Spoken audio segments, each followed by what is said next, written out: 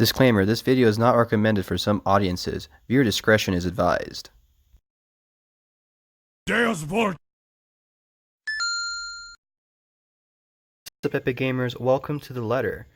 Today I'm actually going to do my first horror playthrough and we'll see how it goes. The thing is that I only can do the first chapter, and then after that it's going to start costing money, which is fine. I mean, if you guys want more, don't be afraid to donate or things like that. Just let me know. But in the meantime, I'm just going to do the first chapter and see how it goes. And yeet. Another thing that's cool is that I know you guys know I'm Filipino, and this game is actually made in the Philippines, which is pretty cool. I want to see what it has, like what quality and everything. So far it looks pretty good. Now let's go.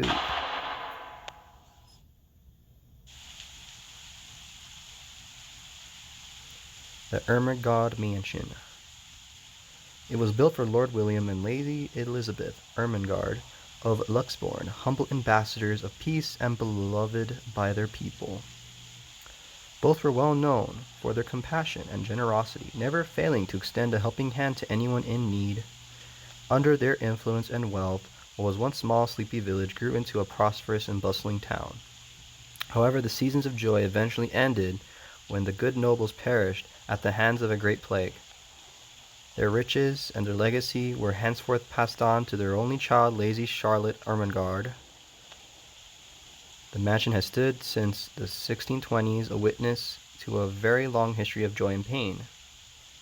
After Lady Charlotte committed suicide, the great house was eventually left uninhabited. And that is when it began. I'm already scared. That lightning bolt actually made me jump. Surrounding villagers spoke of seeing and hearing unearthly things of cries and howls that filled the nights, and hearsay of a mysterious woman roaming the hollowed halls aimlessly. People who dared enter its walls were simply never heard from again. Even after 400 years, these stories remain much like the house itself. Whispers about the once great house, its legend, and its curse still fall upon the villagers' ears. In spite of this, the current owners are convinced that these stories are nothing but a hoax. With little regard of the truth, they had Briar Realty Corporation place the property back on sale. Like Pandora's box, the secrets that lie inside await to be discovered by brave souls. No matter what happens, take care not to be consumed by the curse. Good luck. Isabella. Okay. Hello? Isabella? Are you there? Where are you? Familiar jittery voice comes from the other end. Oh, hey Rose. I'm at St. Goretti High. What's the matter? What do you mean, what's the matter? It's the mansion, silly. I'm here and you're late. Jeez, we're on shift together. You promised. Oh my god, please don't tell me you forgot. You were planning on leaving me to check this place out on my own, weren't you? You chickened out. Calm down. You know I take my promises seriously. I'd like to believe that. So hurry up and get here. This place is huge. A bit too quiet since no one's lived here since, like, forever, but beautiful nonetheless. Why are you so surprised? This isn't the first time you've been there. I know. I just wish I could live in a place like this. It really takes my breath away. Yeah, well, I wouldn't be so sure about that. Not after the rumors that say it's haunted. Jeez, never mind those rumors. Ghosts aren't real after all. And even if they are, which they are not, they can't do anything. They're nothing but spirits. You don't know that. They might be listening or watching right now, and they might not be happy with you enough to curse you. No offense, sweetie, but that's a bit of a stretch. Believe it or not, it's better to be careful. Right. You know, not every property we sell will end up with a dead body stuffed in a sofa. Not every. So you had a time when you sold a place with a dead body in it. Bruh. And I think that mansion is where we'll likely find another one. I can feel it. That was one time, Isabella. Loosen up. Loosen up, there was a freaking corpse. Wait, just get here ASAP, please. I'm getting bored being here on my own. Fine, fine. Let me just finish up here. I'll be right there soon. Okay, see you. Bye. She hangs up before I can respond. Rose, still charming as ever. Who was that? Looking up from my phone to see Becca, giving me a questioning look. Oh, that? It's just Rose. Rose? The one you said who trained you for your job back when you started? You're working together again? Just for this property. We've been scoping out that big mansion down Ansem Village after the renovations. Today's sort of its grand opening to the public. The RC wants to give it one last check before we let potential buyers tour it this afternoon. Oh, wait, mansion? That big spooky one you've been telling everyone about? Didn't you keep saying how it just gave you the creeps? You actually went there? And you're going back? Well, I did promise Rose I wouldn't ditch her. And besides, a job is a job. Gotta do what you gotta do to make a living. As soon as those words leave my mouth, Becca lets out a soft chuckle. What's so funny? Nothing. It's just that I didn't expect you to say that. Coming from you, it sounds so out of character. I mean, no offense, but you've been freaking out about the place being creepy ever since you got assigned to it. Cursed rumors and all. I honestly thought you'd back out. Not all the time. I could really use a huge amount of cash right now, and this is just the fastest way to get it. Plus, listen to this. Briar Realty wants it sold as soon as possible, and the agent who lands the deal is going to get a huge bonus. They never give bonuses like that. Getting that would make life so much easier. They're desperate, I'm desperate, it's perfect. A sympathetic look crosses her face. You know, if you're really in urgent need of money, you could have just asked me. Or Ashton. We can always let you borrow, and you can pay us back whenever. I have to keep myself from groaning out loud. In the years I've known her, I can already tell what to expect once she has that expression. Becca! I've noticed that you've been living off instant noodles these past few weeks. She crosses her arms and grimaces at the thought. Her voice slightly rises as she begins to scold me. Instantly, I'm reminded why Becca excels at teaching boisterous teenagers. Stop eating junk. They're cheap, but they're not good for you. You'll definitely end up in the hospital if you keep at it. Here we go again. I eat other things too. You're not my mom. Hey! I eat other things too. I fold my arms across my chest, mimicking her posture and giving her the best frown I can muster. The same one I'd use with my younger siblings when they're being difficult. Instead, she only raises an eyebrow at me. That's not going to work on me. And I saw it when you were cleaning your flat last week. The instant noodle cups outnumber everything else. You're just exaggerating. Did you even see what's in my cupboard yet? I'm not just living on instant noodles alone. I've got canned beans, peas, tuna, ham, and even hamburgers in there. That's right, girl. I got beans. Becca is wrinkling her nose by the time I get to the end of the small list. She even went a little green on the last one. I would have laughed a little at that if I didn't know it would only lead to more reprimands from her. Aren't those the same ones you won from the grocer's raffle more than a year ago? Oh, I sincerely hope you're checking the date stamps on those things before eating them. I don't want a repeat of last year. Bruh, canned food lasts a long time, girl. In any case, those are still not exactly healthier choices, Belle. She shakes her head, possibly laughing at some funny distant memory. When she looks up, I immediately brace myself. More words from her. Sometimes it's just better to let Becca talk until she's out of things to say. But when she turns her attention back to me, there is only warmth in her smile. What am I going to do with you? She says this more to herself than me, her voice shifting to something kinder, even motherly, if I'm looking for the exact word. I hope you know that it's impossible not to worry about you when you're like this. You don't have to keep eating the same thing. I already told you before. You're always free to reheat food in my fridge. Thanks, Becca. I really appreciate it, but you don't need to keep babying me. You've been taking care of me since after I moved here. You have to take a break sometime. And before you ask again, no. You know I'm not a fan of borrowing money. And I'm not going to ask you to give me what you earned hard for yourself. You and your pride. But suit yourself. The offer stays on the table, though. I nod in response, if only to get her to drop the topic. But I'm pretty certain I will never take that offer. Ever. It has nothing to do with pride.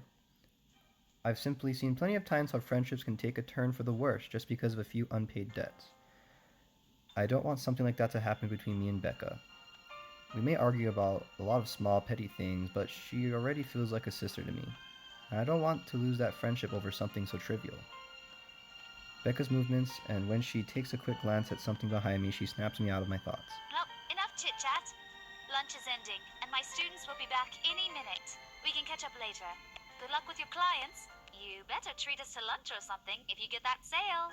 You bet! With a small smile, she returns back to her desk, begins sifting through the pages of a rather thick history book. She's probably working on next week's lesson plan. Or trying, at least. Her eyes are distant, and she doesn't seem too attentive to whatever is on the page. As if she heard my thoughts, Becca starts coughing heavily. Her hand hastily goes to her mouth to stifle the sounds. And this is precisely why I followed her. For someone who makes a habit of worrying about other people, Becca sure forgets how to take care of herself. Hey, you sure you can manage on your own? I mean, you're still a bit feverish. Hush, dear. Don't you worry about me. I'll just drink some medicine and I'll be right as rain. I level her with a flat look. She's had a cold for a couple days now, something about the strange weather not agreeing with her lately. And despite my advice to take the week off and rest, I found her apartment empty when I dropped by this morning. She even left the medicine her doctor prescribed. Look who's being stubborn now, huh? You shouldn't even be working right now. Seriously, you big baby. I'll be fine. For now, just go to work and stop making that Rose girl wait for you. I'll call you if I still feel bad, and you can come pick me up if it makes you feel any better. She offers me a reassuring smile, and I can only sigh. Why do I even bother? There is no stopping her once she has decided on something. Defeated, I reach inside my bag and pull out the same bottle of medicine she left earlier. She looks at it wearily when I place it in front of her. Unfortunately for her, this is one thing I'm not letting her get away with. All right, but don't forget what the doctor said. Drink this on time. I'll see you later, okay? There is an amused gleam in her eyes, and she shifts them back to me. Look who's playing the mother hen now. Rebecca! Okay. I won't tease anymore. I'll make sure to drink it, Mom. Before I can retort, she casts another look at the clock. I take that as a sign to finally end the conversation and my short visit. With a small wave, I leave her alone in her classroom and her thoughts. I hail a passing taxi to take me to the property as soon as I leave the school grounds. The mansion is some ways out in the countryside, but I don't have trouble giving the driver directions. Apparently everyone in Luxbourne City knows of it, including every bit of rumor surrounding the place. In fact, just the mention of its name is enough for locals to give you cautious sidelong glances. I learned that the hard way the first time I commuted there, and it only boosted my belief that there's something more to the house. Even the news of it being renovated and placed back up in the market has caused quite a stir. Thankfully, it died down a few weeks later. The place would have become a lot harder to sell otherwise. I avert my eyes from the window once the buildings shrink in the distance. We get a glimpse of the countryside soon, although a quick glance at my watch tells me we're still a few minutes away from our destination. Might as well get some work done. Rose did ask me to review the mansion's documents. I already looked them over last night, but you never know when things may go wrong. Life has ways of messing things up like that. Halfway through reading the papers, my phone rings again. I pick it up without looking, neatly tucking it between my ear and my shoulder. It probably was just Rose again anyway. Rose? Guess again. That voice. Ash. It's Ash Ketchum. Bingo. Hey, what's up?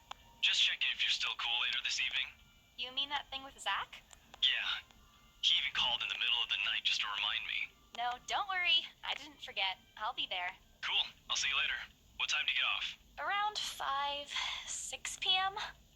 I don't know. It's the first day of the Ermengarde Mansion's open house, and we're expecting quite a number of potential buyers. I'll be booked the whole afternoon. Ermengarde Mansion? You know, the big Jacobean mansion at Anselm Village? I'm on my way there right now, actually. On your own? Yeah, well, Rose is already there, but yeah. I see. Looks like the scaredy cat finally toughened up. Shut up! Ash chuckles, and I can't help but roll my eyes upon hearing it. I'll see if I can pick you up. Whatever. Bye. Stupid asshole, always teasing me whenever he sees the chance. I'll show him who's tough. It takes a few more minutes until I finally reach the infamous mansion. I don't know why I can't read today. I have to admit, the entire property does look wonderful from the outside. Yet, despite all of this, it does nothing to hide that something is just wrong. The surrounding area is unusually silent, and only the rustling of the leaves can be heard as the occasional breeze passes. While Anselm Village is just a few miles away, everybody keeps their distance on purpose, perhaps out of fear of the horror of falling under the mountain's curse. Somehow, it makes me feel sad. The lack of immediate human presence just makes this place all the more eerie than it has already any right to be. If it's uncanny in broad daylight, I can't imagine how this place looks at night. You planning to go inside that place, Missy? The voice nearly makes me jump out of my skin.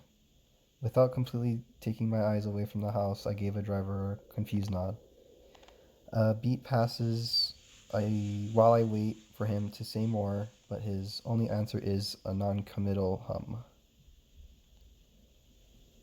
Belatedly, it occurs to me that he must have been waiting for my payment. I mentally slap myself for spacing out and promptly hand him the fare with an apologetic look.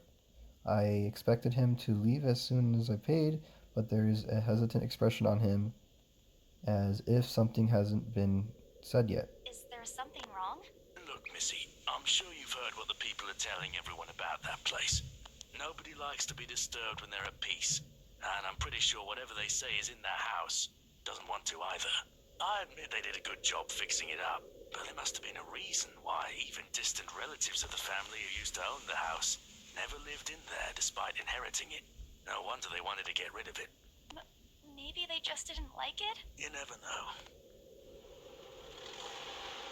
He drives off after, but what he said has left a foreboding feeling in my gut. I breathe out a heavy sigh as I approach the house. After hearing enough of the rumors, I should have expected the conversation to take that turn. But I'm already here. Backing out is completely out of the question. It's not like I have a choice anyway. If I want to get that bonus in commission, one way or another, I've got to sell this property. The door is ajar. Why can't I read? The door is ajar when I get to it. However, while my own copy of the keys dangle uselessly in my hand, Rose must have left it open when she arrived. That's weird. We may be the only people there this early, but I've never known her as someone careless. Entering what greets me inside leaves me gaping. They've cleaned every corner, waxed the floor, dusted the antiques, searched every nook, cranny, and crevice, and made it spick and span. All for the sake of making the mansion more enticing to the modern-day lords and ladies. But no more, how hard they try. The mansion still looks as soulless as ever, as though it's going to eat you alive. If you ask me, they should have just listened to what other people have been telling them and leave this place alone. Some things in this world is better left alone, never to be disturbed ever again. Rose? I call out. Rose, I'm here. My voice echoes softly throughout the hallways. Oh, who am I kidding? In a place this big, I don't think she'll hear me no matter how deafening the silence is. She could be all the way on the other side of the property for all I know. Quickly reach for my phone and dial her number. What? The number you have dialed has not been recognized. Please check and try again. Oh. What do you mean has not been recognized? We were just talking a while ago. It's not like she's gotten by the house, right? Or maybe the ghost did hear us talking and spirited her away, right? Right? No, Isabella, don't be ridiculous. She probably just wandered deeper into the house and lost signal or something. I dial her number again, hoping the call connect this time. The number you have dialed has not been recognized. Please check and try again. Okay, Isabella, if you have any common sense, leave the place, please, or call 911, but no to avail. Oh boy, I have a very bad feeling about this. Oh, Star Wars quote. Rose? If you can hear me, please come out. Come on, Rose. This isn't funny. You know this place gives me the creeps. No answer. This isn't going to work. The place is so big, she could be anywhere. I need to start looking for her. I take a deep breath before venturing deeper into the mansion. Take a couple steps forward. I notice something move above the grand staircase. What the hell? Rose? Rose, is that you? This is too much for me. I'm actually getting genuinely scared. Not funny. I'm leaving you if you don't come out. Not coming out, huh? Fine. I'm going. Okay, that's a lie. What do you mean that's a lie? Get the hell out. She's my friend. I can't really leave until I know she's okay. Growing more desperate, I try to contact her number again. Come on, please, give me something. Please, Lord. Yes, finally. Hello? Hello? Rose, I'm here at the mansion. Where the hell are you? Jesus doesn't respond. There's only heavy static. I sincerely hope it doesn't cut off again before I get an answer from her. Rose, come on. Where are you? 2 moments pass until the static eventually starts to quiet down. What?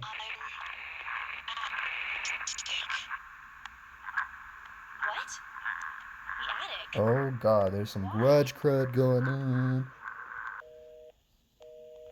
Crap, I got cut off. Man, do I really need to go there?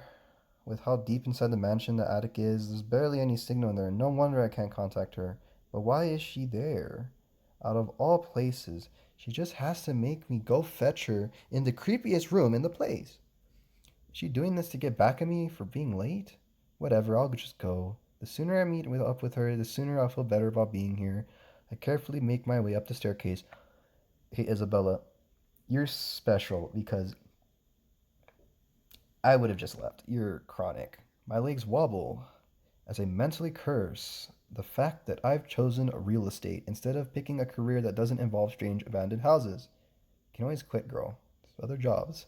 Upon reaching the top, the grand hallway greets me. It branches out to the 2 major wings of the mansion, the east and west wing. There are 2 attics here, one on each side. The east one has been converted to a storage room of sorts, and somehow I find it least likely for Rose to wander there by herself. Besides, she never did like going into stuffy rooms. So I head towards the west wing first, where a simple wooden door at the end of the hall opens to a small room. Inside, another set of steps leading to the second attic. Unlike the grand staircase, though, the stairs to the attic are steep and narrow, made of old stones covered in thick coating of dust. It kicks up to the air with every step. Thank God it's still daytime. If it wasn't for the light streaming through the door behind me, I might have stumbled and fell. With how old the place is, there are no light fixtures to illuminate the cramped passage up. Why they didn't bother to add one here when they renovated escapes me. Sheesh, they did it with the rest of the house. Small bedroom welcomes to the end. Bruh. Isabella, why? I'm actually honestly scared. It looks exactly as it did last time I've been here. Full of dust, worn out, and faded by time. You went here. Odd. I thought it was cleaning. Did the crew miss the room? Ugh, cleanliness is the least of my concerns right now. The more pressing matter is, where is Rose? She's not there. Was I dreaming when I talked to her a while ago? Or did I mishear her? No, it couldn't have been a dream.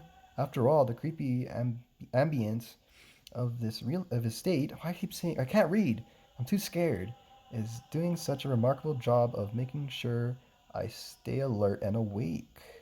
And I'm sure she said she's here. Is this a prank? Or maybe the phone call was Rose's last message before the curse got to her. Neen? Ugh, shut up, Bron. You are not helping. Small brain. Don't make this scarier than it already is. Bro, your brain's spitting facts at you. You should not be here. Then where is she? Oh, she got. What the hell was that? That's it. I can't do this anymore. I'm leaving. Yeah, good job. We must have angered the spirits living here. I knew disturbing this mansion was a bad idea right from the very start, but nobody listened. Be frickin' realistic, they said. Think I'm cuckoo because I can believe in curses and ghosts and all that. Me and my outlandish backwater country beliefs. I've always strived to be a model employee, but not this time. No, I'm turning back for the sake of my sanity. Briar Realty can find another agent who's more frickin' realistic to tour people around this haunted hearse. Before leaving, I take one last. Why do you look again? Just to check. Nani, what is this? Nani sore? My worries about Rose's whereabouts must have caused me to miss it. Then I first entered the room, and there's clearly something on the floor. It looks like a ladder. Girl, leave. Lying on the ground just a couple inches away from my feet. Out of sheer curiosity, I lean down and pick it up. Strange. I don't recall seeing this last time I was here. A few days back, me and a few other agents inspected the mansion prepared for today. I had been to the last to look inside the attic, leave, and this certainly hadn't been here before. Someone must have left it in the room since then. Did Rose leave this for me? Was she here a while ago? I couldn't have missed her, though, could I? There's only one set of stairs leading to the attic, and the ladder isn't exactly in pristine condition. In fact, it looks rather ancient. The paper looks so thin and rough. I'm worried it'll fall apart if I so much as touch it. With great care, I open it. It shakes me to my core. You made a mistake. You darn dare goofed. Nani? What? Oh my god! Oh my god. Okay, this is actually spooking me. There's nothing but help me on the page, and crimson shaded pen, or blood, I gulp. The same phrase goes on till... Send this to 5 people or else. Or else what? Or else you get got, girl. Or else what? You get got. As quick as I can, I scan the back of the paper to peek into the envelope to make sure I'm not missing the second page, but there's nothing. Oh, please no. My hands tremble and dread creeps over me. The room is suddenly getting colder. I need to get out of here. Yeah, you should have got a long time ago. Pull the paper in half and it greets me into... Wait. The site that greets me next has me frozen to the next spot. Okay. Oh no! Unmoisturized feet with no toenails. Very nice. Folding the paper, the site that greets me next is a frozen on the spot. A pair of blood-soaked fots enter my vision, covered in gaping wounds with skin eaten away to reveal flesh, bean, and all manner of things one isn't meant to see. It's too much. All of it is too much. Don't you dare faint. I want to cry, call for help, but the words catch in my throat. Even my feet won't move, completely paralyzed out of terror. Get the hell out, girl. Okay, this is gonna be the big oof. Should I do the holy thing and pray? Nah. Look, you gotta be brave. I need to face it. Whatever these feet belong to, I need to face it. And if I'm going to die, if they're going to kill me, at least I'll know what my killer looks like. A cold comfort. So, with a deep breath, I summon every ounce of courage I have left in me and shift my gaze upwards. Yeah. Nice look you got there, girl. Don't hurt me. I like your hair. You guys use a lot of hairspray. No. Without thinking, I stumbled towards the door. Girl, you need to get out of there, bruh. Go away. Bruh. My heart sinks, reality dawns in. I'm locked in. Locked in with that thing. Let me out. Let me out. Lord, please, let me out. It pushes. It's scary. It slowly approaches me as I wrench the doorknob violently back and forth. Yeah, fuck this. I can't do it.